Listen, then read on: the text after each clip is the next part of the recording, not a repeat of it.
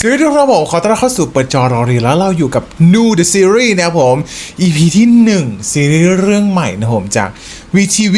นะเรื่องนี้เป็นเรื่องที่จริงๆดูตั้งแต่ตัวของทีเซอร์มาที่เขาปล่อยมาเนี่ยเป็นเรื่องราวที่อยากดูอยู่แล้วเนี่ยผมเรามาดูกันดีกว่าว่า EP แรกเรื่องราวจะเป็นยังไงแล้วก็เดี๋ยวเรามาพูดคุยแล้วก็รีแคปกันตอนท้ายนะครับผมไป let's go คุณรู้ไหมว่าอะไรเจ็บปวดกว่าความตายคือการที่คุณลืมตาขึ้นมาพร้อมกับลมหายใจทั้งที่คุณอ้อนวอนให้มันหยุดไปเมื่อตั้งแต่200 ปีที่แล้วผมคิดว่าไฟจะช่วยแผดเผาทุกอย่างให้จบลงแต่ทำไมร่างกายนี่มันยังดื้อรั้นบังคับให้ผมต้องลืมตาขึ้นมา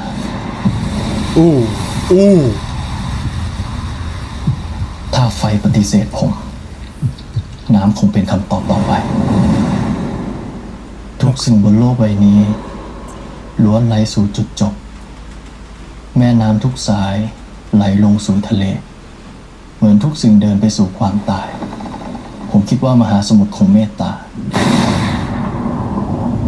ปล่อยให้ร่างกายของผมจมใต้มหาสมุทร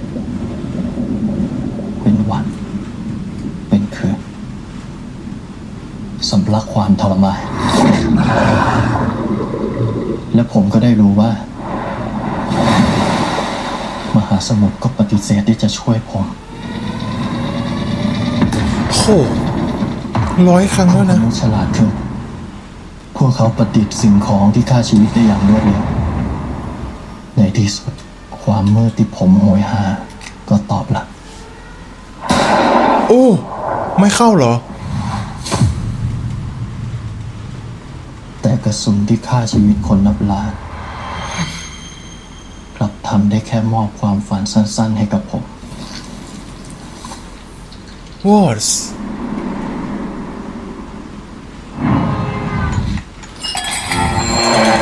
เช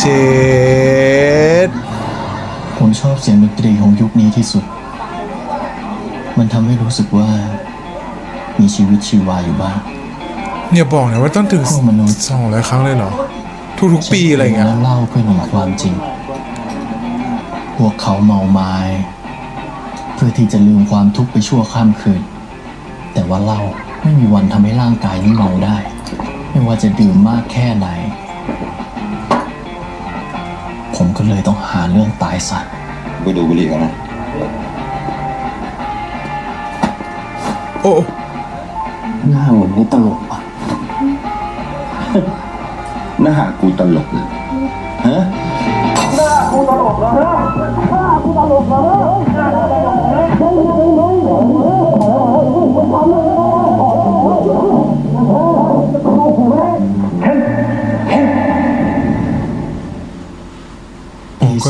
ชื่อเคนมาตลอดวิกฤตต้มยำกุ้งทุกอย่างรอบตัวพังทลายไปในพริบตาอ๋อนี่คือซีนในเทเลอร์ใช่ปะนิยมผู้คนกระโดดลงจากตึกเพื่อหนีความจริง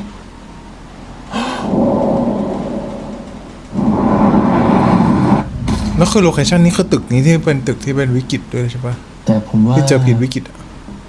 พวกเขายังโชคดีนะที่ความตายอ้าแขนหลังส่วนผมแม้โลกจะพังทลายยังไงร่างกายก็บังคับให้ปรับตัวและมีชีวิตต่อไป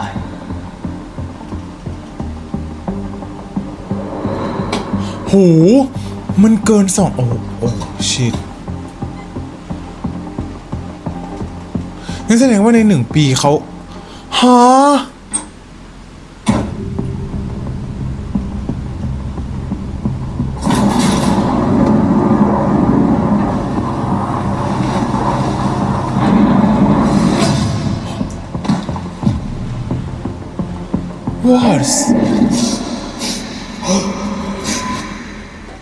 จนกระทั่งผมได้รู้ว่า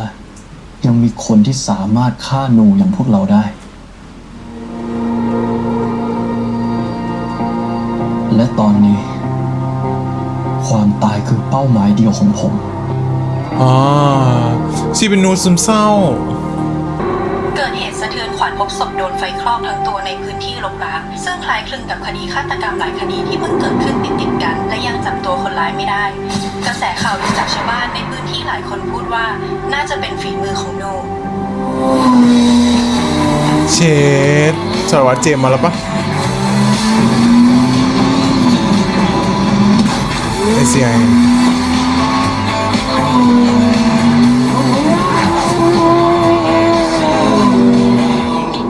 The Red Line ว้ายเลิศนะเฮ้ยเชื่อดีนะ พี่ว่าวางอาวุธก่อนดีไหมไม่ กูไม่ได้ฆ่าเมียกู จ้องเผาเมียตัวเองคาบ้านแล้ว ไอ้ห่านี่หลอนยาหรือว่าผีลูกเข้าวะเนี่ย ถอยไหมใจเย็นครับไอ้น้อง ค่อยๆวางอาวุธลง มีอะไรมาคุยกัน ไม่ ไปคุยที่อะไรแล้วเอ้ย เชด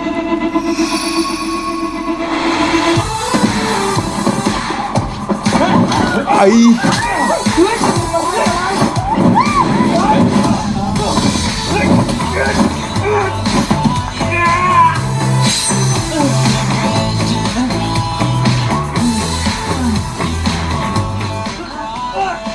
เชดแล้วใส่หูฟังฟังเพลงบิวบิวบิว ครับแยกย้ายครับกลับบ้าน ขอบคุณที่หน่อยครับ ไปถอยตังเมนเป็นไรปะเนี่ย พี่พงษ์ดีนะเนี่ยรอดมาได้อ่ะ ทีม ACI มาช่วยไว้อ่ะ ACI นี่ไงสารวัตรเจมส์อ่ะ ที่เขาเพิ่งย้ายมาเมื่อเช้านี้ไง เชี่ยสารวัตรเจมส์เหรอ โอ้ คนที่บุกทลายแก๊งตัวหนักโหดเหี้ยมมานะ คนร้ายนะมากันเป็นสิบสารวัตรกันแม่งสู้กับคนร้ายดีกันไปหมดอะ เป็นหนูก็หนี จะสู้กันไหนวะ จริง โหดขนาดนี้สอบพอเราจะเป็นไงวะพี่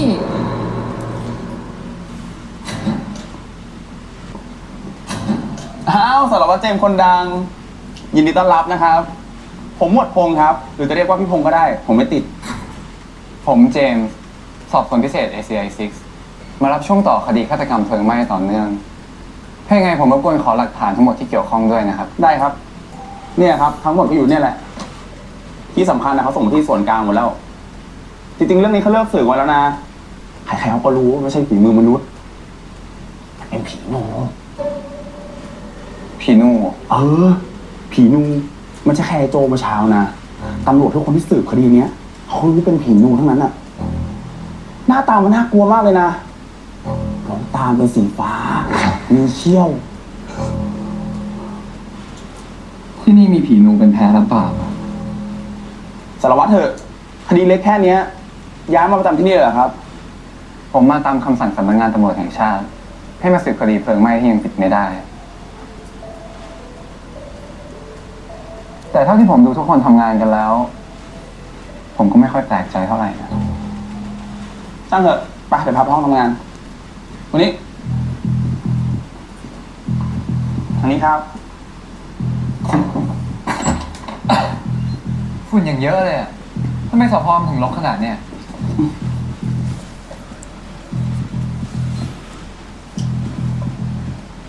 นี่โต๊ะผมใช่ปะ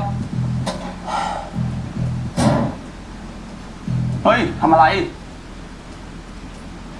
ก็โต๊ะคนเก่านี่จะเก็บป้ายชื่อไว้ทำไมอะ ไม่ใช่โต๊ะเองอยู่นี่ อย่าไปยุ่งฝั่งนั้นนั่นมันโต๊ะสารวัตรเคน แล้วสารวัตรเคนอะไรเนี่ยเขาดูแลคดีโจ้เหมือนกันไหมครับ เหมือนเองเลยอ่ะ ยังสืบคดีนี้อยู่ทั้งที่รู้ว่าโจ้เป็นคนทำจริงๆตำรวจเขาไม่สนใจคดีนี้แล้วนะครับเขารู้ว่าเป็นผีนูอ่ะ แต่ก็ผีมันเอาเข้าคุกไม่ได้เนาะเลยต้องหาคนร้ายมาจับแทน แล้วตอนนี้เขาอยู่ที่ไหนอะครับ ผมว่าจะไปทักทายเขาสักหน่อย โอเค โอเค เข้าใจละ สารวัตรข้อมูลที่ได้มาง่ายๆเนี่ย มันมีราคาที่ต้องจ่ายนะสารวัตรเฮ้ย ผมไม่มีเงินสด สแกนสิครับ เดี๋ยวผมสแกนให้ เฮ้ย ACI สืบสวนพิเศษมาเป็นหมอชันสูตรศพได้เลยเหรอวะ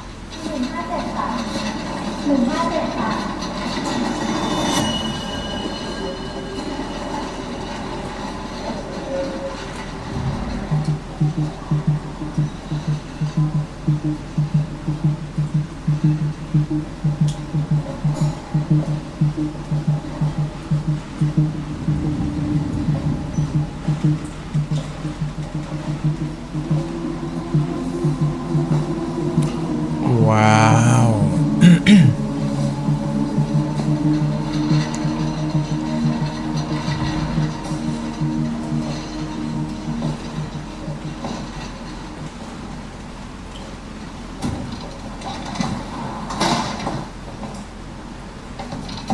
หมอครับแพทเทิร์นการตายคล้ายศพที่ผ่านมาเลยครับแล้วหมอจะให้ผมปิดเรื่องนี้ไปถึงเมื่อไหร่ครับจนกว่าเราจะเจอตัวคนร้ายครับได้ครับจัดการให้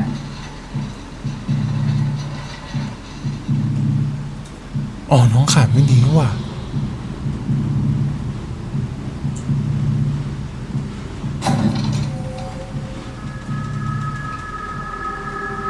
แล้วเขาจะได้มาเจอกับเคนตรงเนี้ยใช่ปะอู้เลยกะแล้วโอ้โหใจกล้ามาก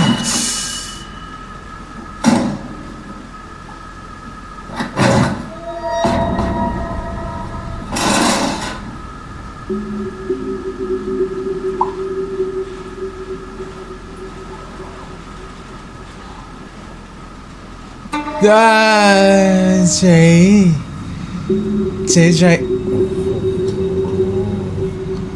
เพื่องานความมุ่งมั่นของท่านนั้น คุณไม่แคลร์อะไรเลย แล้วคุณก็ใจกล้ามากผมให้คุณเลย ปึ้งโอ้ไม่มีวะ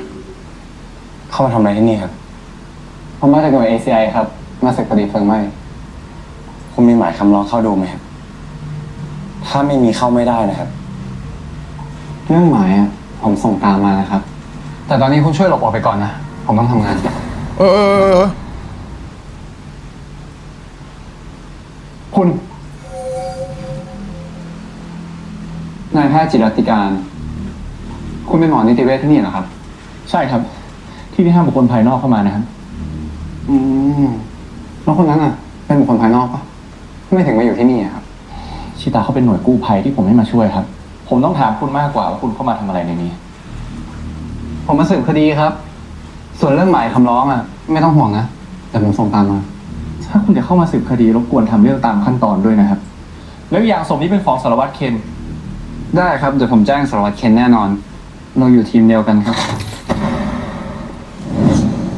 มาแล้วใช่ปะ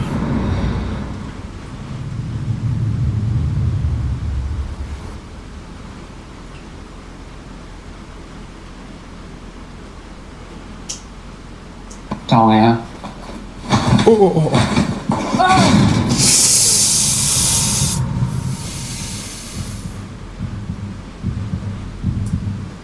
โอ้หัวใจเต้นเหรอ ผมรู้ว่าคุณคือใคร แต่ว่าออกไป คุณว่าอะไรของคุณเนี่ยผมอยู่ตัวเดียวกับคุณนะเฮ้ยคุณเดี๋ยวกันดิ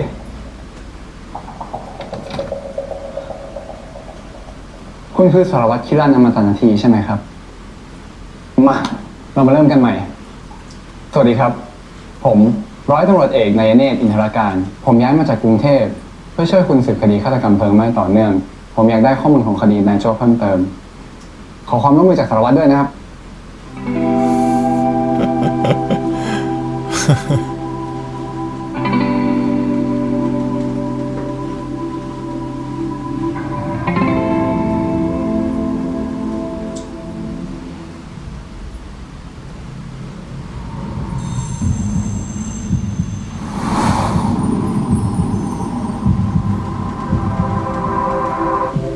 What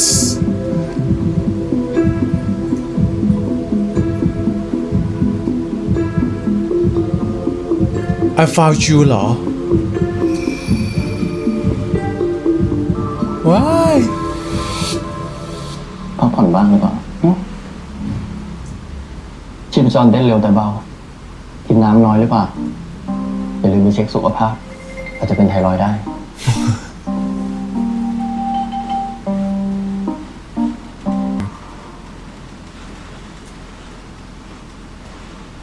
เฮ้ยแต่เลิศนะ มีการบอกเวลาด้วยทำไร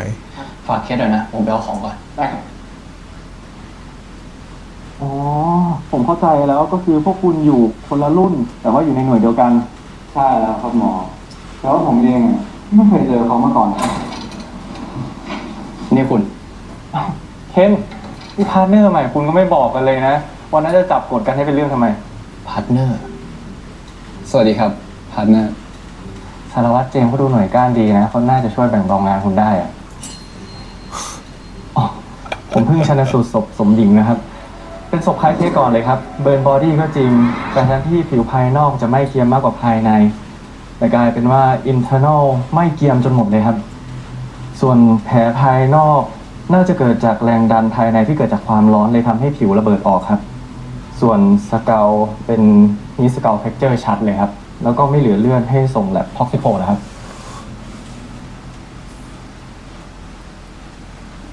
ผมรู้นะครับ ว่าคุณเองอะก็สนใจผมเหมือนกัน อุ้ย ถ้าไม่งั้นอ่ะ คุณคงส่งเรื่องให้ผู้การย้ายผมกลับกรุงเทพไปละออกไป เหมือ ไม่ครับ จนกว่าผมจะได้ข้อมูลของเหยื่อทั้งหมด ผมบอกให้คุณออกไป คือจะต่อยกันบอ ผมจะเป็นคนจัดการเอง ไม่ใช่ว่าคุณกลัวผมปิดคดีได้แล้วคุณจะเสียหน้าหรอกครับ ผมกลัวว่าคุณจะทำให้ผมเสียเวลามากกว่า ผมจะออกไปก็ทำเมื่อผมได้ข้อมูลทั้งหมด ผมเชื่อว่าผมพูดชัดแล้วนะครับสารวัตรเคน ได้ครับ เดี๋ยวผมส่งให้ครับ ไม่ต้อง ก็ไม่เห็นเป็นไรเลยนี่ครับ ยังไงพวกคุณก็ต้องทำงานด้วยกันอยู่แล้ว จริงครับหมอจิต จิรัตน์นี่ไง แฟม สาร แล วัตรเจมส์มานี่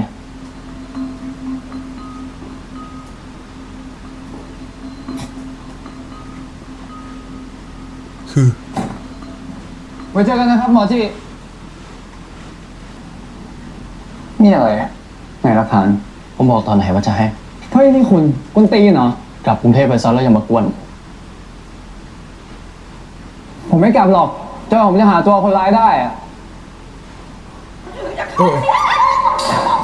ให้จัดเจ้าหน้าที่เข้านะคะไม่ได้ค่ะ เกิดอะไรขึ้นนะครับ ญาติคนไข้นะสิคะจะขอเขาไปดูศพลูกสะใภ้แกว่าลูกชายแกไม่ได้เผาเมียเนี่ยเข้าไปห้ามโดนอาละวาดใส่แบบเนี้ย เดี๋ยวผมจัดการต่อเองนะ คุณค่ะ สวัสดีครับคุณป้า สวัสดีครับ ก่อนเรื่องอะไร อุ้ย คุณป้าอย่าเพิ่งหมดหวังนะครับ ถ้านายโจ้บริสุทธิ์จริงอะทางผมจะหาหลักฐานมาช่วยเขาให้ได้ครับ ขอบคุณค่ะ แต่ตำรวจช่วยอะไรไม่ได้เลย พอคดีปิดไม่ได้ ก็โทษผีนูนป้า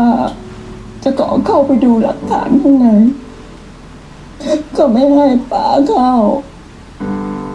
ลูกป้าเลี้ยงมาเองรู้ว่าเขาเป็นคนดี คุณป้าไม่ต้องห่วงนะครับ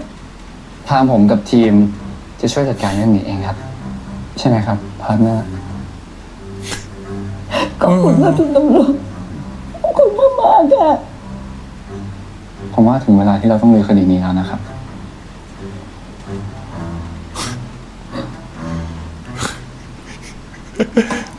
เราดูสายตาสารวัตรเคนคือว่างเปล่ามาก ป้าด้วยนะคะ เอาเหอะ ไม่เป็นไรนะครับ เจ้ากูจะขอร้องกูให้เลยแหละ กูให้เลยแหละ ไอ้เป๋ทำ1 วันหาย5 วันอ่ะมึงจะแดกแรงพวกกูไปถึงไหนวะ ไอ้เหี้ยขยะภาระชิบหาย ขอโทษครับ พอดีผมไข้ขึ้นสูงเลยไม่กล้ามา กลัวพี่ๆติดหวัด เสียงสัตว์ฮะ ดูสภาพแม่งภาวะชิบหาย ชิตะ ชิตะ ชิตะ ชิตะ เป็นไรมากไหมมาผมช่วย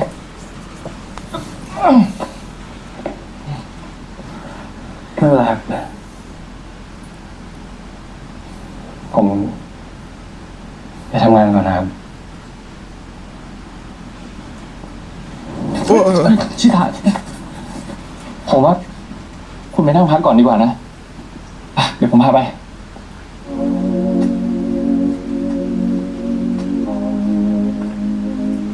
ค่อยๆนั่ง แล้วนี่ขาคุณเป็นยังไงบ้าง ผมขอดูหน่อยนะ แต่น้องไปโดนอะไรมา ขออนุญาตนะครับ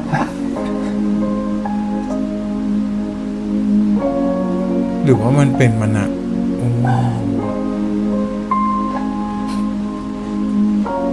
เหตุการณ์อะไรไฟไหม้เหรอ จริงๆก็เหมือนเดิมครับหมอจิรัตน์แต่ไม่เป็นไรครับ ผมชินแล้ว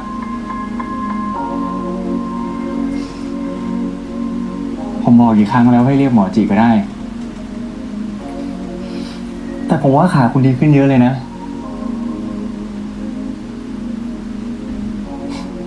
ไม่เจ็บแล้วใช่ไหม ไม่ครับ เว้ย ผมว่างานที่คุณทำอยู่มันหนักเกินไป ข้างในนู้นยังมีตำแหน่งเจ้าหน้าที่นิติเวชว่างอยู่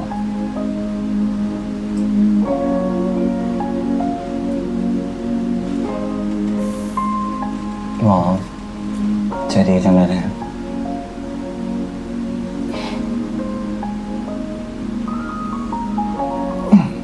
โทษนะครับ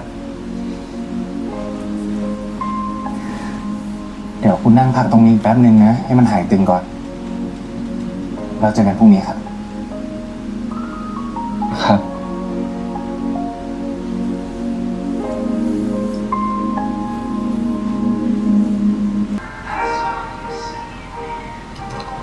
คือมองใกล้มาก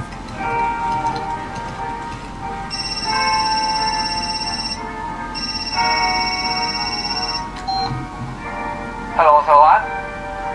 ไปเอาเบอร์ผมมาจากไหน ความลับครับ ผมให้เวลาคุณ3 วิหนึ่ง ผมตรวจดูพยานหลักฐานในที่เกิดเหตุนะครับ ไม่มีทางเลยที่นายโจจะฆ่าสมหญิงให้อยู่ในสภาพนั้นได้ แต่การจะยืนยันหลักฐาน ผมคงต้องขอข้อมูลจากสารวัตรเพิ่มนะครับ ครบ3 วิแล้ว ต่อเวลา3 วิใหม่ได้ ลูกผมโอ้ปิดเครื่องเลยไหมพ่อให้งั้น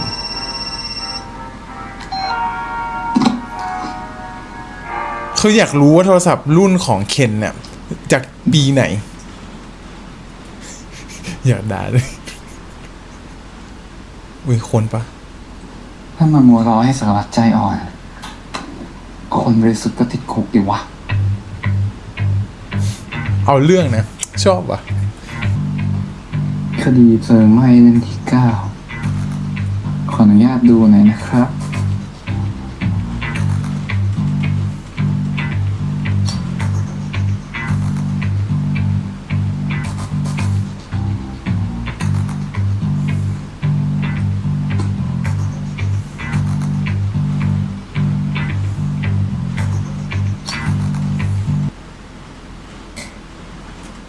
มันต้องรับรู้ถึงอะไรสักอย่างปะหมายถึงว่า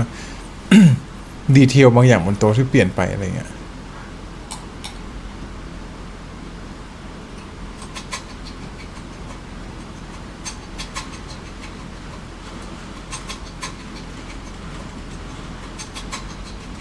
นี่เบี้ยว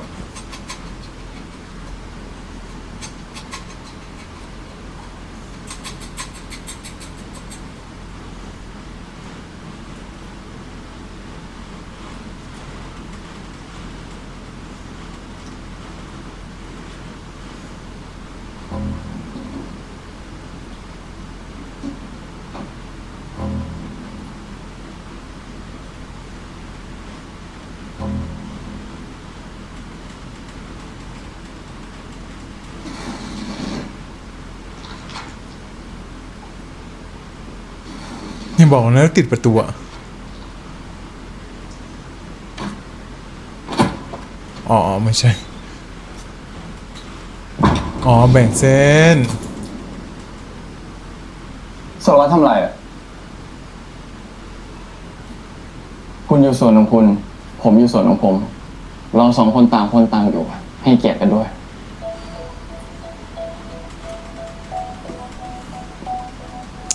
เชด เป็นครั้งแรกเลยนะ ที่สารวัตรกล้าสบตาผมแบบนี้แล้วถ้าเกิดว่าผมไม่ทำตามอะครับ าอยากถูกจับกดก็ลองดูได้ครับ ก็เหยียบเส้นอยู่แล้วขี้แกไม่กุยแล้วดูดิ คราวก่อนสารวัตรแค่เล่นทีเผลอครับ ผมประมาทไปหน่อย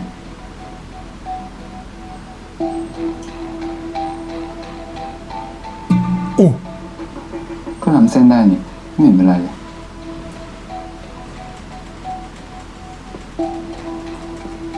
แต่ว่าช่างมันเถอะครับ ยังไงผมก็ได้ข้อมูลมาครบละ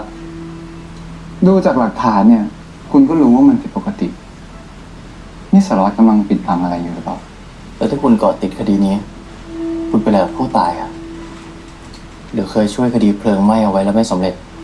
อยากแก้มือเหรอครับ สารวัตรเข้าใจความตายดีแค่ไหนเชียวครับ ถึงมาพูดกับผมอย่างเงี้ย ก็มากกว่าคุณก็แล้วกัน เพราะฉะนั้น อย่าล้ำเส้นครับ คุณก็เหมือนกันนะอย่ามาล้ำเส้นผม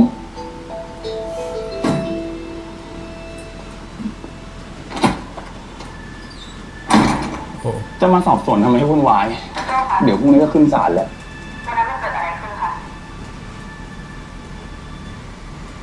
วันนั้น ผมกลับจากดื่มเหล้าหลังจากที่ผมทะเลาะกับเมียผมมีชู้ ผมโกรธมาก ผมตั้งใจจะมาเคลียร์แต่จังหวะที่ผมเข้าบ้านมา ไฟมันลุกเต็มบ้านไปหมดนู เหรอคะ มันบีบคอเมียผมอยู่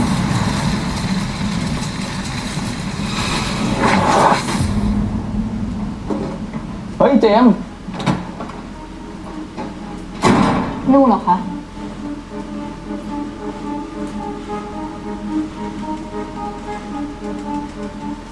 งูเหรอ คุณอธิบายผมหน่อยได้ไหมว่าลักษณะมันเป็นยังไง ผมจำได้ว่าตามันสีฟ้า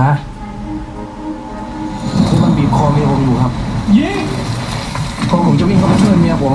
มันฟาดจนผมสลบ เรื่องเหตุการณ์ผมรู้แล้วครับว่าเกิดอะไรขึ้น ผมกำลังถามถึงรูปพรรณของคนร้ายครับ มีคิดดิมันต้องมีอย่างอื่นอีกแน่ ผมจำไม่ได้ครับ คุณโจคุณเป็นคนเดียวที่อยู่ในเหตุการณ์นะ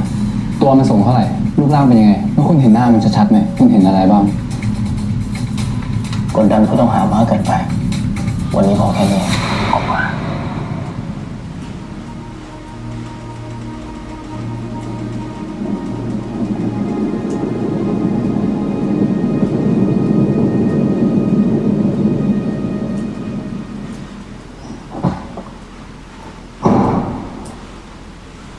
ตื่นเต้นจังเลยครับ งั้นลองสัมภาษณ์กับผมดูก่อนนะ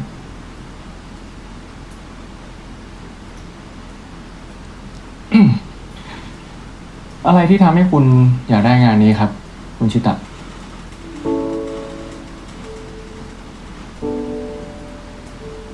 ถึงขาผมจะดูเหมือนเป็นอุปสรรค แต่ผมเป็นคนตั้งใจทำงานครับ เลยไม่เคยเอาเรื่องนี้มาเป็นข้ออ้าง ผมมีความอดทน จะทำงานได้ดีภายใต้ความกดดันครับ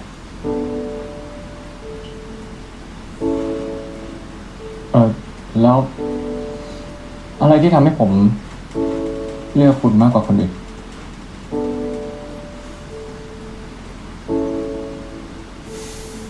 ผมเป็นคนตื่นเช้าครับ แล้วก็ไม่กลัวผี ไม่กลัวผี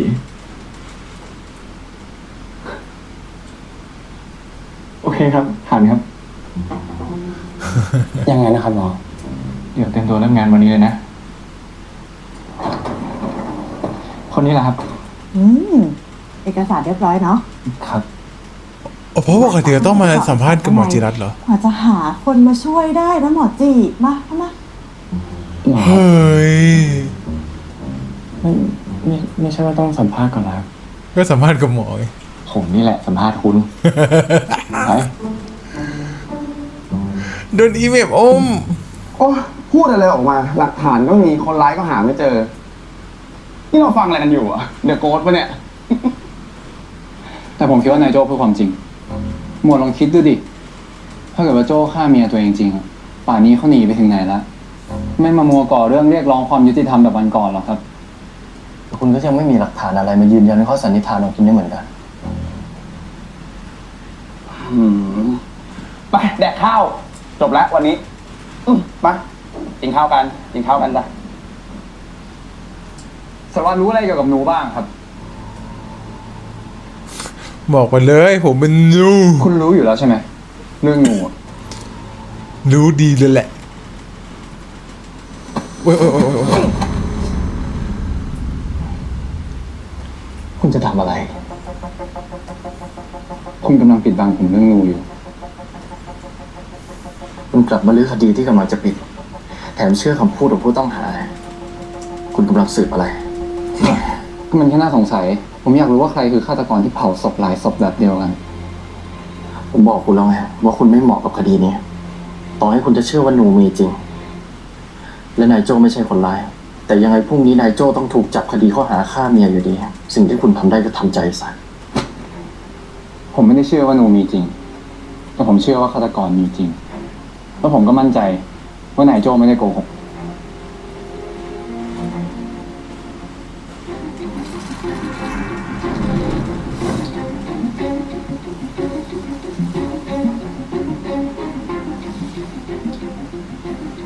ผมจะบอกความลับอะไรของผมให้คุณฟังนะ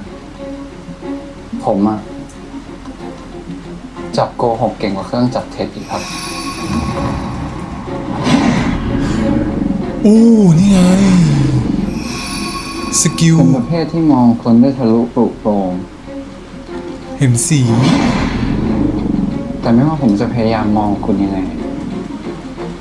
ไม่อ ผม อก ยังดูคุณไม่ออกสักทีสารวัตรกำลังมีความลับอะไรปิดบังผมอยู่ใช่ไหมครับ ไม่มีเวลามาเล่นกับผม อ๋อก็เลยทำให้น้องสงสัยใช่ปะว่าสารวัตรเคนปิดบังอะไรอยู่ ขอบคุณเรื่องเมื่อวันก่อนที่สารวัตรมาช่วยฉันไว้นะคะ ยินดีครับ ว่าแต่ว่าคุณเชื่อเรื่องหนูด้วยเหรอ คือช่วงหลังๆมาเนี้ย ที่นี่มีแต่คดีแปลกๆอะค่ะจนฉันเองก็เริ่มจะเชื่อมาแล้วเหมือนกัน ถ้าอย่างนั้นนะคุณพอจะรู้ไหมว่าใครมีหลักฐานที่จะช่วยนายโจได้บ้าง น่าจะเป็นสารวัตรเคนมั้งคะ เพราะว่าเขารับผิดชอบคดีนี้อยู่อะ มันพอจะมีที่อื่นอีกไหมครับ ที่เขาเก็บหลักฐานได้ ไม่ชอบ ถ้าอย่างนั้นเป็นไปได้ว่าอาจจะอยู่ในรถเขาค่ะ รถเหรอ แล้วทำหน้าทำตา น่ารักเกิน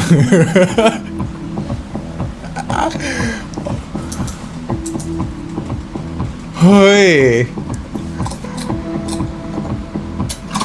เอาดี แต่สารวัตรเคนก็ไม่สลิงแต่งเนอะแต่น้องชอบทำ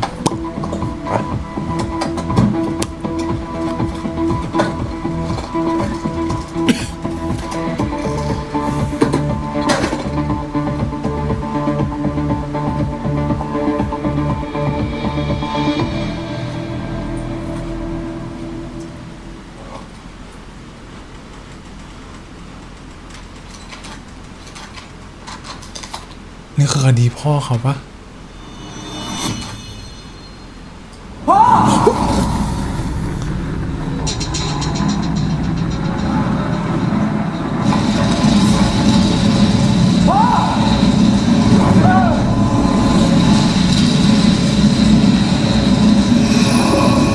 อ๋อ มันเคสเหมือนกันเลยโอ้ยโอ้ยโอ้ยใกล้เกิน ทำไง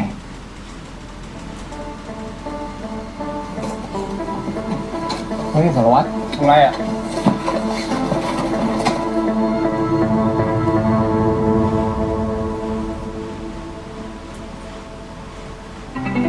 เฮ้ย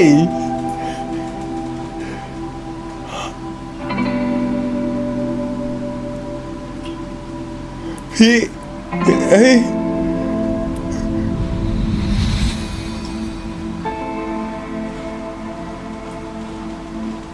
พ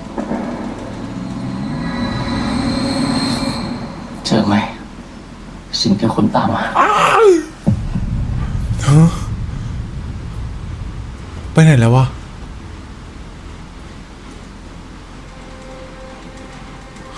อ๋อนึกว่าจบแล้ว อุ๊ยมันถูกบันทึกไว้เหรอหรือว่าอะไรอ่ะอันนี้คือจบหรือยังหรือยังไม่จบหรือเอ็นเครดิตหรืออะไร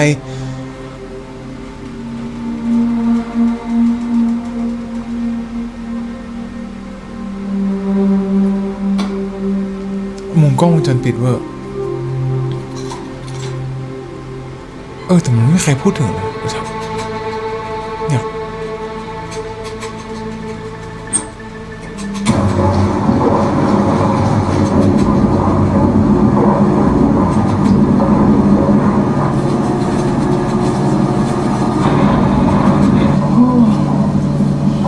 เชี่ย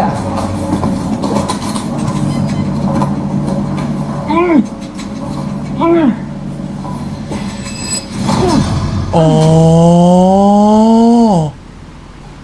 เฮ้ยคุณ เฮ้ยเขาเคยเจอกันมาแล้ว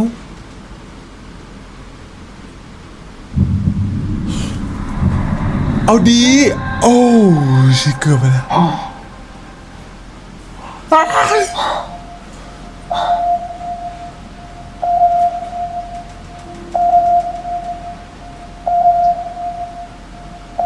ไม่แต่มันก็โซแซดนะ ในเชิงที่แบบว่า ถ้ามองในมุมของสารวัตรเคนนะเนาะมุมเคนนะแต่เจมส์ก็คงตกใจแหละ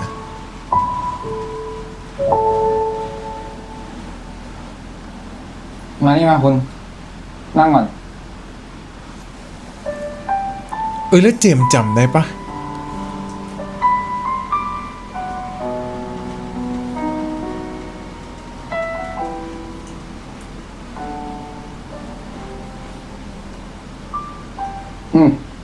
เช็ดผมหน่อยนะคุณ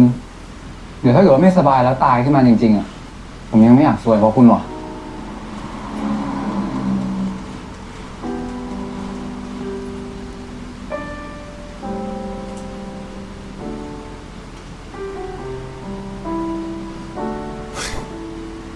เหม็น โทษคุณเนี่ยผมเพิ่งไปเช็ดฉี่แมวมา น่าใช้ได้นะ จำกันได้ปะวะเอาดี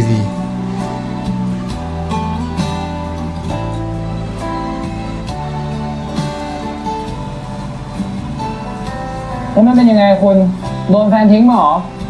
แต่ผมว่าอย่างคุณอ่ะ หน้าตาดีนะ ผมว่าอีกแป๊บเดียวอ่ะคุณก็หาแฟนใหม่ได้แล้ว ไม่ต้องเครียดหรอก หรือว่าถ้าเกิดว่าคุณอยากคุยกับใครอ่ะ คุณก็แค่โทรหาสายด่วน1323หรือว่าถ้ายังไงอ่ะ เอ้า ๆ ไม่แต่เขาเข้าไปในเครื่องซักผ้าเลยนะน้อง เฮ้ยคุณ ผมยังอยู่ที่นี่อีกชั่วโมงนึงนะ ถ้าคุณเปลี่ยนใจอ่ะกลับมาหาผมได้นะ อุ้ยแต่เขาก็แคร์อยู่ เขาอาจจะเลี่ยงเนาะไม่พูดถึงเพราะว่าแบบคงคิดว่าแบบว้าวโอ้เอาเรื่องก็สนุกนะผมว่ามันเป็นเรื่องที่แบบว่า พอเราได้มาดูเรื่องราวเต็มๆแล้วของเรื่องนี้ผมว่า News เนี่ยอันนี้ผมพูดก่อนว่าเดี๋ยวหลังจากที่เรา react EP 1 EP 2 ไปแล้วเนี่ยเดี๋ยวผมจะปล่อยสัมภาษณ์นักแสดงมาต่ออะไรเงี้ยเรามีโอกาสได้ไปสัมภาษณ์นักแสดงแล้วก็จริงๆแล้วเดี๋ยวจะมีอีกคลิปหนึ่งอันนี้บอกไปทุกคนเลยฝากให้ทุกคนติดตามด้วยนะครับผมก็คือมีสัมภาษณ์พุ่มกับด้วยก็คือมันก็จะทำให้เราสามารถที่จะพอได้ยินเรื่องราวของซีรีส์เรื่องนี้มาบ้างพอสมควรในการสัมภาษณ์ไม่ว่าจะเป็นพุ่มกับหรือนักแสดงต่างๆอะไรเงี้ยคือเราก็พอจะเก็ตบ้างแต่ถามว่าจำได้ทุกดีเทลไหมก็ตอนนี้ก็อาจจะยังไม่แน่แต่พอสุดท้ายแล้วพอมาดูโอเวอร์ออลทั้งหมดอย่าง EP แรกเนี่ยความรู้สึกแรกเลยนะผมรู้สึกว่าแบบมันคือ EP ของการจูนเข้าหาเนื้อเรื่องเนาะทำให้เราได้เข้าใจเนื้อเรื่องต่างๆว่าเรื่องราวมันเกิดอะไรขึ้นยังไงผมว่ามันเมคเคลียร์ขึ้นมากเลยเว้ยว่าแบบเราเข้าใจเนื้อเรื่องมากขึ้นว่าตอนนี้เนี่ยแต่ละคนเป็นยังไงแล้วเป้าหมายของการมาเจอกันเพื่ออะไรนะ ณตอนนี้แล้วความรู้สึกของตัวละครต่างๆที่เราได้รับมามันมาในทรงที่แบบดีมากแล้วผมรู้สึกผมชอบจริงๆแล้วที่สำคัญคือเนื้อเรื่องน่าสนใจแล้วก็น่าติดตามตอนนี้คืออยากดู EP ต่อไปแล้วเหมือนกันแต่ว่าทั้งหมดที่เรารีแคปในแต่ละ EP ที่เราทำเนาะตั้งแต่ EP แรกไปเนี่ยผมขออนุญาตแบบว่าพูดในความรู้สึกของการที่ผมได้ดูทั้งหมดแล้วผมรู้สึกยังไงแล้วเราก็พูดถึงว่าแบบเรามองเห็นตัวละครอะไรต่างๆนานาใดๆว่านะครับผมก่อนหน้านั้นก็อาจจะเป็นข้อมูลประกอบที่เราได้ฟังมาอะไรเงี้ยแต่สุดท้ายแล้วเรามาดูฟีลลิ่งที่เราได้จากซีรีส์ว่าเราได้ยังไงบ้างแล้วก็ขออนุญาตแชร์ในเชิงนี้นะครับผมขอพูดถึงคาแรคเตอร์ของตัวละครก่อนก็แล้วกันในที่เราได้รับมาคือจากสิ่งแรกเนี่ยผมรู้สึกว่าคาแรคเตอร์ของสารวัตรเคนเนี่ยสารวัตรเคนคือหนูที่เป็นซึมเศร้าเธอเอาจริงไม่ได้พูดเล่นๆนะผมว่าผมชอบในตัวตนของสารวัตรเคนเหมือนกันนะในเชิงการสื่อสารออกมาที่ทำให้เราได้เห็นได้ว่าแบบการมีชีวิตอยู่ของเขาอ่ะมันไร้ค่าสำหรับเขามากแค่ไหนเขาหวยหาการจากไปมากแค่ไหนอะไรเงี้ยสายตาที่มันสื่อสารออกมาความรู้สึกต่างๆที่เราได้รับในตัวตนเขาจริงๆผมชอบมากเลยนะในแต่ละหลายๆโมเมนต์เราเห็นได้เลยว่าแบบมันว่างเปล่าแบบว่างเปล่าจริงๆเว้ยมันไม่มีอะไรอยู่ในนั้นเลยอ่ะในสายตาที่เขาสื่อสารออกมาแล้วแบบการพยายามที่จะจบชีวิตตัวเองโดยที่ทำมาแล้ว200กว่าครั้งอะระยะเวลาการมีชีวิตอยู่ของเคนอะคือ200ปีอะแต่เขาพยายามจบชีวิตตัวเองไป230กว่าครั้งแล้วอะไรเงี้ยซึ่งเป็นตัวเลขที่ถูกไหมแต่ว่ามันเกิน200ครั้งไปแล้วนั่นหมายความว่าใน1ปีอ่ะมันมีหลายครั้งมากๆที่เขาพยายามจะจบชีวิตของตัวเองมากๆอะไรเงี้ยซึ่งเอาจริงๆผมมองว่าแบบอันนี้มันเข้าขั้นวิกฤตของความรู้สึกทางชีวิตเหมือนกันนะเอาจริงๆมันอาจจะไม่ใช่การที่แบบว่าเขาเติบโตมาตั้งแต่1ขวบจนถึง200ปีอ่ะเขาทำมาตั้งแต่1ปีอ่ะแต่ว่ามันคือการค่อนหลังชีวิตเราไม่รู้ว่าเริ่มตั้งแต่อายุเท่าไหร่ใช่ไหมแล้วเขาทำมาเรื่อยๆนั่นหมายความว่าใน1ปีมันทำมากกว่า1ครั้งมากแน่นอนอ่ะซึ่งมันเลยทำให้เรารู้สึกว่าโอ้โหการที่เขาพูดว่าเป้าหมายของเขาคือความตายเนี่ยอย่างเดียวเลยเนี่ยมันก็ค่อนข้างสื่อสารเมสเสจนี้ออกมาได้ชัดเจนมากๆเลยเนาะว่าเขาต้องการสิ่งนี้มากๆเลยเพราะทุกครั้งที่แบบว่าเราได้เห็นเขาอะก็เอาจริงๆนะมันมีผลทางความรู้สึกเหมือนกันนะที่ผมรู้สึกว่าแบบการให้เรามองเห็นเคนอะมันคือการที่เราได้รับความรู้สึกหดหู่หรือว่าความสิ้นหวังอะไรบางอย่างที่อยู่ๆมันก็กระแทกเข้ามาหาเราโดยที่เรารู้สึกว่าแบบคุณไม่ต้องพูดอะไรนะแต่ผมแค่เห็นคุณแล้วผมก็รู้สึกว่าผมได้รับพลังงานนั้นมาได้เลยมันคือพลังงานแบบเนี้ยมันคงเป็นผลของการสะสมเรื่องราวในชีวิตของเขาที่แบบว่ามันอาจจะถูกถ่ายทอดด้วยภาพที่มันออกมาด้วยว่าแบบเขาพยายามทำอะไรบ้างกับชีวิตหรือว่าตัวตนของเขาเนาะแล้วมันประกอบกับอวัจนภาษาหรือว่าแบบ expression บางอย่างที่มันออกมาจากตัวตนเขาด้วยอะไรเงี้ยที่ทำให้เรารู้สึกว่าแบบโหเรารู้เลยว่าแบบการมีอยู่ของชีวิตของเคนอ่ะมันเป็นเรื่องที่น่าสิ้นหวังมากแค่ไหนเราสามารถสัมผัสได้ว่าแบบนูที่อยู่มาเป็น200ปีที่มีชีวิตอมตะแบบนี้เนี่ยมันไม่ใช่เรื่องที่ดีสำหรับฉันเลยฉันไม่เห็นจะมีความสุขอะไรเลยในชีวิตอะไรเงี้ยซึ่งมันสัมผัสได้หมดเลยโดยที่แบบว่าพี่แค่บรรยายแค่เล็กน้อยตอนต้นแต่ต่อมาผมสามารถสัมผัสได้เลยว่าแม้แต่ในปีปัจจุบันที่พี่เป็นอยู่นะตอนเนี้ยที่พี่มีชีวิตอยู่ตอนนี้เนี่ยมันไม่มีโมเมนต์ไหนเลยเว้ยที่พี่สามารถที่จะแบบมีความสุขอะไรเงี้ยหรือว่ามันจะเป็นโมเมนต์ที่เขาได้จับมือใครสักคนหนึ่งที่แล้วหัวใจเขาเต้นอย่างสารวัตรเจมส์เพราะว่ามันจะมีจังหวะที่หัวใจมันเต้นแรงแล้วก็มีภาพอะไรที่มันแวบเข้ามาในหัวว่าเขากำลังจะได้พบเจอกับอะไรบางอย่างเพิ่มขึ้นมาใช่ปะล่ะซึ่งภาพเหล่านั้นเนี่ยมันคงจะเป็นอนาคตของตัวของเคนเหมือนกันเนาะว่ากำลังจะไปพบเจอกับอะไรหรือว่าแบบชีวิตเขาอาจจะเริ่มมีความหวังการตายเนี่ยมันอาจจะไม่ใช่สิ่งที่เขาต้องการอีกต่อไปแล้วมันอาจจะเป็นอย่างนั้นในอนาคตต่อไปแต่ทีนี้เนี่ยพอได้พูดถึงสารวัตรเจมส์แล้วเนี่ยถ้าจะให้คำนิยามกับเจมส์หรอสำหรับผมรู้สึกว่าแบบมันสามารถใช้คำว่าแบบอุ้ยไอหมอนี่ ไอหมอนี่ได้บอกว่ามันไม่ได้เป็นเชิงที่ลบนะมันเชิงได้บอกว่าสารวัตรเจมส์คุณนี่อย่างเอาอะอะไรเงี้ยมันคือความรู้สึกประมาณนั้นที่บอกว่าเฮ้ยไอเด็กนี่คือเข้ามาใหม่เนี่ยคือแม่งเจ๋งว่ะในบางมุมก็รู้สึกว่าเฮ้ยเอาเรื่องเหมือนกันกับการที่เขาแบบมีแพชชั่นมุ่งมั่นว่าฉันจะอยากสืบคดีเรื่องนี้คือเบื้องหลังเขายังไม่เปิดเผยใช่ปะล่ะให้คนอื่นได้รู้อะว่าแบบเขามาสืบคดีเพลิงไหม้นี้เพราะอะไรแต่การที่เขาแบบบุกลุยไปเปิดซิปเปิดถ่ายรูปถ่ายปุ๊บเปิดตู้ตรงห้องนิติเวชปึ้งเปิดมาโอ้โหมันเอาว่ะตำรวจคนนี้แม่งเอาว่ะอะไรอย่างเงี้ยมันความรู้สึกแบบนั้นแหละว่าเอาว่ะคนนี้มันก็มีความแสบอยู่ในตัวเหมือนกันเนี่ยอะไรอย่างเงี้ย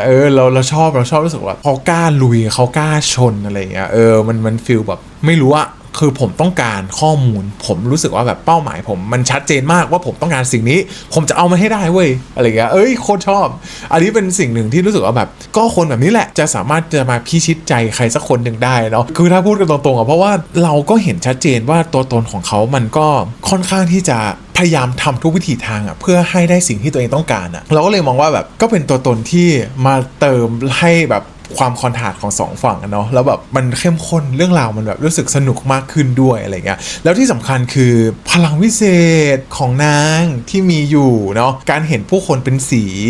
การเห็นสีของวิญญาณต่างๆอะไรเงี้ยเราไม่รู้เหมือนกันว่าในอนาคตเนี่ยเขาจะบอกไหมว่าแบบแต่ละสีมันสื่อถึงอะไรอันนี้ก็อาจจะต้องไปดูต่อไปเนาะเรามาคุยถึงเรื่องซีนเบสซีนหรือว่าซีนต่างๆที่ผมชอบใน EP แรกกันดีกว่านะผมจริงๆใน EP แรกเนี่ยจริงๆมันมีหลายอย่างแล้วว่าดีเทลเล็กๆน้อยๆที่ชอบเยอะมากๆเหมือนกันคืออย่างแรกเนี่ยผมว่า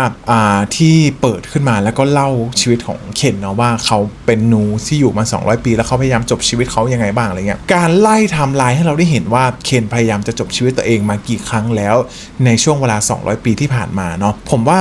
มันคือการเปิดให้เราได้เห็นความหดหู่ของชีวิตของคนคนหนึ่งที่อยู่มาแล้วก็การเป็นอมตะมันไร้ค่าสำหรับชีวิตของเขามากๆมันเหมือนกับเป็นการตั้งคำถามว่าแบบทำไมเราต้องเกิดมาเพื่อที่จะมีชีวิตอมตะอะไรเงี้ยผมไม่รู้ว่าแบบเคนเขาผ่านเรื่องราวอะไรบ้างมาในชีวิตนะจนทำให้เขารู้สึกว่าแบบการจากไปจากโลกใบนี้มันเป็นเรื่องที่ดีกว่าที่จะมีชีวิตอยู่เป็นอมตะคือเขาไม่เคยเห็นคุณค่าของการมีอยู่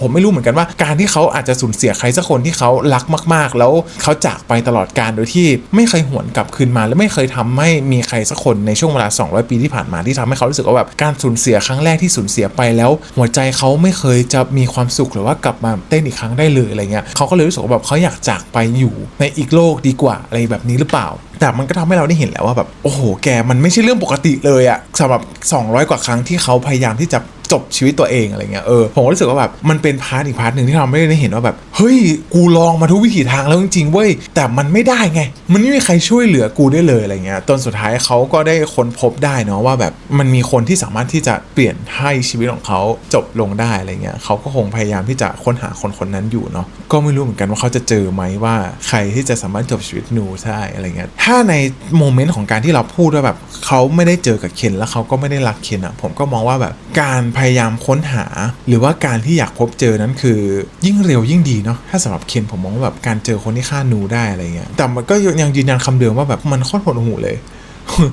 มันแบบมันโซแซดเกินพี่สาวทีนี้เนี่ยอีกซีนหนึ่งที่ชอบก็คือการเปิดตัวของสารวัตรเจมส์เท่นะผมชอบมากเพราะว่ามันคือการเปิดตัวที่ทำให้เราได้เห็นแบบเท่ว่ะเอาเรื่องอะไรเงี้ยมาถึงก็บู๊เลยแล้วแบบมีเพลงที่แกใส่หูฟังเพลงไว้ด้วยอะไรเงี้ยอันนี้ก็ชอบแต่ว่าขอพูดถึงดีเทลของเจมส์อีกนิดนึง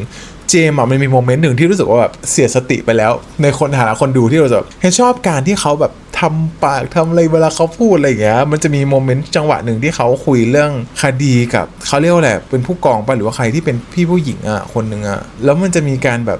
มุบมิบไม่รู้นะแต่แค่นี้มันเป็นโมเมนต์เล็กๆน้อยๆที่รู้สึกแบบเฮ้ยการทำหน้าของน้องอย่างเงี้ยมันน่ารักมากในโมเมนต์เหล่านี้อะไรอย่างเงี้ยอันนี้คือโดนตก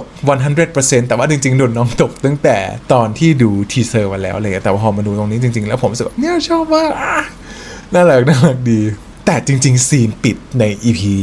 แรกผมว่าเอาเรื่องบุกเข้าไปในรถแล้วก็แบบกระซิบตรงข้างคอมันอยู่ตรงนี้พอดีมันไม่ใช่ข้างหูเนาะแบบเจอไม้อะไรอย่างเงี้ยแบบ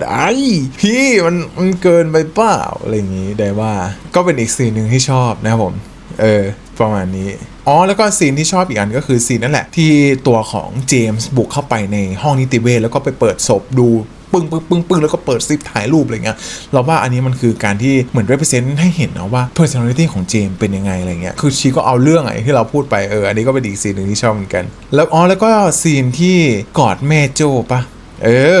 ก็น่ารักก็ชอบในความที่บอกว่ามันก็มีความแก่นเซียวเปรี้ยวซ่าในตัวของสารวัตรเจมส์เนาะที่แบบก็มีความกวนๆในตัวเขาอยู่แล้วแบบการอยากได้มาซึ่งข้อมูลหรือว่าอยากได้อะไรก็ตามเนาะในจังหวะนั้นเนี่ยคือเขาที่แบบมีคุณป้าเข้ามากอดแล้วก็ดึงตัวของสารวัตรเคนเข้ามากอดด้วยอะไรเงี้ยแล้วรู้สึกว่ามันก็เป็นจุดที่ชอบเหมือนกันรู้สึกว่าน่ารักดีอะไรเงี้ยแต่จริงๆมันก็เป็นซีรีส์ที่รู้สึกว่าแบบเราได้ชิมหลากหลายรสชาติเหมือนกันมันไม่ได้มีความที่แบบว่าโอ้โหเปิดมาเครียดโอ้ my god อะไรเงี้ย แต่มันก็ยังมีโมเมนต์อะไรบางอย่างที่ทำให้รู้สึกว่าแบบเราก็สามารถผ่อนคลายไปกับมันได้ด้วยแล้วมันก็ทำให้เรารู้สึกว่าแบบความสัมพันธ์ของตัวละครอ่ะมันไม่ได้เป็นแค่ความสัมพันธ์ที่แบบว่าตึงเครียดไปอย่างเดียวแล้วก็เฮ้ยคุณรักกันเมื่อไหร่อ่ะอะไรเงี้ยมันไม่ได้เป็นแบบนั้นแต่ว่ามันคือความสัมพันธ์ที่แบบว่าเราได้เห็นแล้วว่ามันคงตรงจุดนี้แหละที่เขาเริ่มรู้สึกว่าอาจจะรู้สึกดีต่อกันได้เพราะว่ามันมีการหยอดมันมีการคุยมันมีการกวนโอยกันบ้างอะไรเงี้ยมันทำให้รู้สึกว่าแบบมันไม่ใช่แค่ผ่อนคลายในฐานะคนดูที่เราดูแล้วรู้สึกเราฟรีเราสบายมากขึ้นแต่มันคือการผ่อนคลายในเชิงรูปแบบที่แบบว่าพูดคุยทั่วไปสัพเพเหระหรือว่าพูดคุยเรื่องคดีแต่ว่ามันก็แบบเหมือนคนปกติคุยกันอะมันเลยทำให้รู้สึกว่าแบบมันรับรู้ถึงความใกล้ชิดของความสัมพันธ์ของตัวละครมากขึ้นอะไรเงี้ยเนาะแล้วก็อีก2ตัวละครที่ไม่พูดถึงไม่ได้เลยก็คือหมอจีรัตกับชิตะเนาะผมว่า2ตัวละครนี้ก็เป็นอีกคู่หนึ่งที่น่าสนใจมากๆชิตะคือคนที่พอเห็นแล้วอยากร้องไห้อะเก็ตปะคือผมรู้สึกว่าเขาเป็นตัวละครหนึ่งที่เปิดมาแล้วเราทำรู้สึกว่าแบบเราไม่ได้มองว่าเขาเป็นลูเซอร์นะแต่ผมแค่มองว่าแบบเขาเป็นเด็กที่น่าสงสารหรือว่าแบบเป็นคนหนึ่งที่ต้องก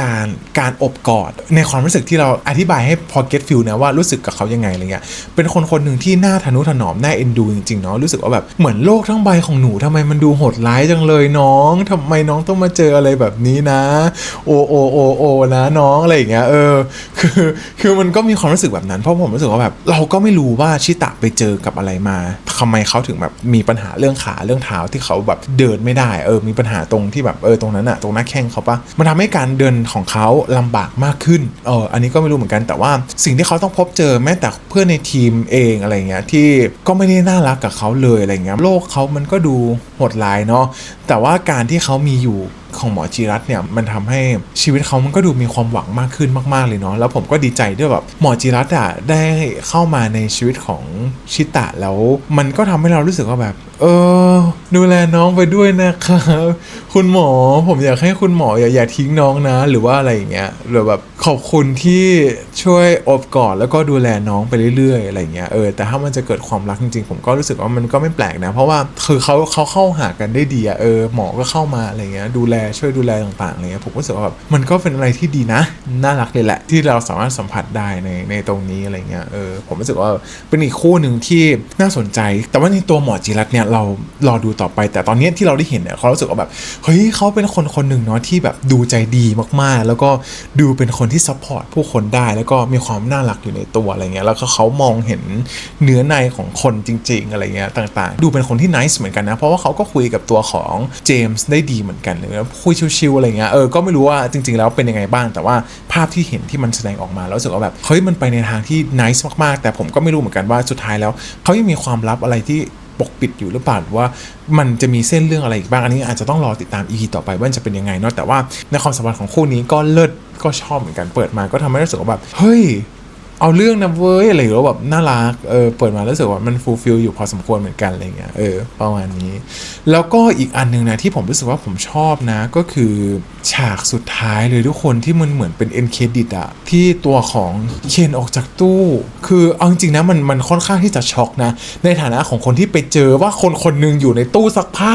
แล้วเรารีบเอาเขาออกมาเนี่ยเราเห็นแหละว่าเจมอะค่อนข้างที่จะช็อกกับภาพที่เขาได้เห็นอยู่เหมือนกันแต่ทำไมตัวของเจมเนี่ยไม่สงสัยเลยว่าเคนไปอยู่ในตู้ซักผ้าได้ยังไงคือสำหรับผมอะถ้าสมมติว่าดูแค่ EP แรกนี่เลยนะแล้วผมรู้สึกว่าภาพที่เราได้เห็นเนี่ยคือจริงๆน้องก็ช็อกไปแล้วแหละว่าแบบเห็นแล้วเขารีบช่วยออกมาใช่ปะผมว่า1คือเขาอาจจะมองว่าแบบมันเป็นเรื่องทรมามากๆเขาอาจจะพยายามทำให้คนนั้นอะเย็นลงก่อนเขาอยากพูดค่อยพูดไม่ได้แบบเข้าไปขยันขยอเพื่อจะอยากรู้ว่าเขากำลังเจอเรื่องอะไรทรมามาหรือเปล่าอะไรเงี้ยแต่ว่าเขาเลือกที่จะพูดในเชิงที่แบบว่าอย่างแรกเขาช่วยเหลือก่อนเขาดูแลซัพพอร์ตก่อนเนาะให้ไปนั่งเช็ดตัวอะไรเงี้ยถึงแม้เขาจะอาจจะไม่ได้เอามือไปเช็ดอะไรให้เพราะว่ามันการเพิ่งเจอกันครั้งแรกเนาะแต่สิ่งที่เขาเลือกทำต่อไปก็คือการที่พูดแบบเขาอยู่ตรงนี้อีก1 ชั่วโมงนะถ้าเปลี่ยนใจหรือว่าอะไรยังไงเนี่ยก็มาคุยกันได้เขาอาจจะเข้าใจว่ามันคือการซุยไซด์หรือเปล่าอะไรเงี้ยมันอาจจะเป็นอย่างนั้นหรือเปล่าแต่ว่าเราว่าแบบมันอาจจะเป็นการรับมือในมุมของเขาหรือเปล่าที่เขาพยายามจะซอฟเข้าไปอะไรเงี้ยกับคนนั้นโดยที่แบบไม่ได้พุ่งไปเลยว่าเกิดอะไรขึ้นเป็นอะไรทำไมถึงทำอย่างนี้หรือว่าใครทำเธออะไรเงี้ย มันก็อาจจะหนักไปเขาอาจจะอ่านสถานการณ์ที่มันเกิดขึ้นตรงหน้าว่าคนตรงหน้าเป็นยังไงเขาไม่ได้โวยวายเขาไม่ได้ร้องไห้ไม่ได้หวาดกลัวอะไรนั่นแสดงว่าเฮ้ยมันอาจจะเกิดจากการพยายามจบด้วยตัวเองหรือเปล่าอะไรเงี้ยมันอาจจะเป็นอย่างนั้นหรือเปล่าเขาก็เลยพยายามที่จะแบบไม่กระตุกกระตากมากจนเกินไปอะไรเงี้ยอันนี้มองในการพิจารณาในมุมผมนะผมคิดว่ามันอาจจะเป็นในเชิงนี้เพราะว่าที่ผมตัดสินอย่างเงี้ยมันก็เป็นเพราะว่าคำพูดของเขาเนี่ยตอนก่อนที่ตัวของเคนจะเดินจากไปแหละว่าแบบเขาอยู่ตรงนี้นะถ้าเปลี่ยนใจก็มาได้อะไรเงี้ยผมก็เลยคิดไปในเชิงนั้นนะครับก็เอาเป็นว่าสำหรับ EP แรกเนี่ยที่ได้ดูแล้วตอนนี้คืออยากดู EP ต่อไปมากๆเพราะผมรู้สึกว่าแบบเราเริ่มจะได้รู้จักตัวละครไปเรื่อยๆแล้วเนาะตื่นเต้นเหมือนกันนะครับผมก็อยากรู้เหมือนกันว่า EP 2 จะเป็นยังไงเพราะว่าจริงๆแล้วก็คงมีเพื่อนๆหลายคนที่อาจจะดูไปแล้วพร้อมกัน2 EP แล้วอะไรอย่างเงี้ยก็ยังไงก็พูดคุยกันได้นะครับผมแล้วก็ผมค่อนข้างมั่นใจว่าทุกคนจะคุย EP 1-2 พร้อมกันในคลิปนี้เลยก็ได้เพราะว่าผมน่าจะอัด EP 2 เรียบร้อยแล้วณตอนนี้นะครับผมยังไงก็ไว้เจอกันใหม่ใน EP ต่อไปก็แล้วกันทุกคนดูแล้วเป็นยังไงบ้างก็คอมเมนต์พูดคุยกันได้นะผมสำหรับ EP นี้ก็เพียงเท่านี้ก็แล้วกันขอลาทุกคนไปก่อนนะครับผมขอบคุณทุกคนมากๆที่รับชมถึงตรงนี้นะผมแล้วก็เจอกันใหม่ใน EP ต่อไปกับ New The Series นะครับผม EP นี้ขอลาทุกคนไปก่อนนะครับสวัสดีครับบ๊ายบาย